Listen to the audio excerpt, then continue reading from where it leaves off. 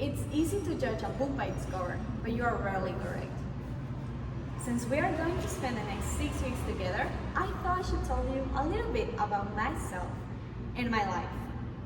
Today, I will tell you 3 things about myself that you would never know just from looking at me. First, I will tell you about a time when I almost had a panic attack because I couldn't find my car in the parking lot. Then, I will tell you about a time when I enrolled into what I thought was a regular summer camp, but it turned out to be a rock climbing camp. Then finally, I will tell you about my life-changing experience, moving to a new country. Let me start by telling you about a time when I almost had a panic attack because I couldn't find my car in the parking lot. The night was winding down.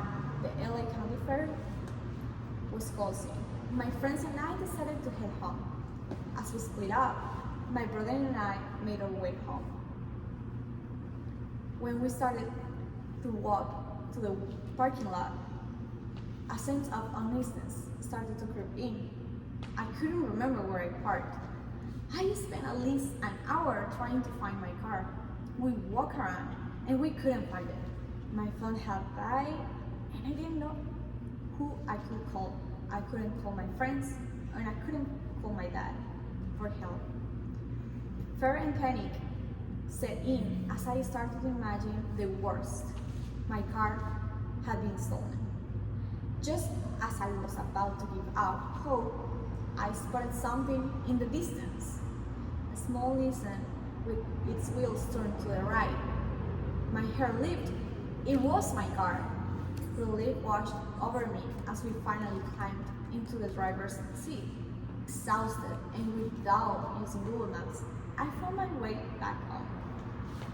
Now that I told you about a time when I almost had a panic attack, let me tell you about a time when I enrolled in what I thought was a regular summer camp, but it turned out to be a rock climbing camp.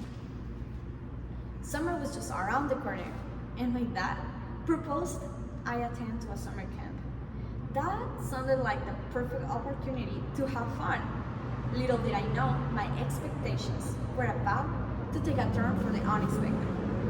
While packing my bag, I noticed some unusual items: sleeping bags, climbing boots, and other gear that hinted this camp might not be as chill as I would first thought. The realization hit me. This was not an ordinary camp. The first night was tough. We didn't have beds, and we slept on the ground in our sleeping bags for the entire 3 weeks duration. The worst part? Running every morning. The best part, but most tiring, was climbing the mountains. 4 in total. Each climb would take us 5 hours up and 5 hours back down. I was not a very active person, but after that, I never stopped.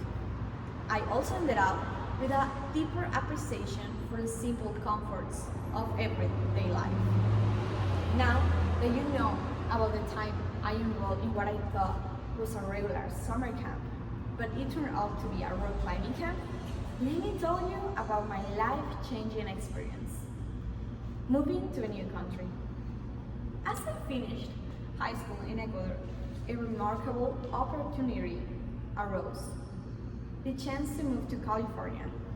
Excitement with apprehension as I packed my bags, preparing for a life-changing journey. The absence of my loved ones weighed heavily on my heart, leaving me feeling lost in an unfamiliar place. Determined to make California my new home, I threw myself into a new job. And with time, I made friends. As days turned into weeks and weeks into months, California began to feel less like a strange and foreign land and more like a place where I belong. Now, my heart is divided between 2 worlds, Ecuador and California, each of them representing a piece of who I am. But it's not about the places that define me. It's the people in both locations who truly make these places my home. Today, I told you 3 things about myself You wouldn't know just by looking at me. First, I told you about a time when I almost had a panic attack because I couldn't find my car in the parking lot. Then I told you about a time when I enrolled in what I thought it was a regular summer camp, but it turned out to be a rock climbing camp. Finally, I told you about my life-changing experience moving to a new country. Now that you've seen the pages of my books, always remember, you can't judge a book by its cover.